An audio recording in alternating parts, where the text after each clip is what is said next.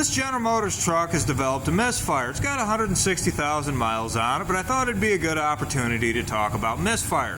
Now, you can't 100% diagnose a misfire just by listening to it, but you can tell a lot about a misfire just by the circumstances that cause it. So let's talk about what I've learned so far. This truck misfires when it idles, not when it's loaded. That's not a good sign. Usually if you have a problem with something easy like a coil or a plug, you'll get a misfire when the engine's loaded because the ignition can't keep up with the fuel that's being thrown at it.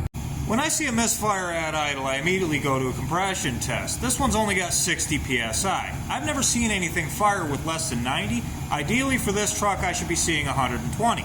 Even though I'm confident it's not an ignition problem, I still look closely at the coil, wire, and plug. Stranger things have happened. The next step is to take the belt off and hope to hear compression leaking around the injector. At this point there's nothing more I can do. Now that I know I'm losing compression, I'll have to disassemble it to figure out where that compression's going.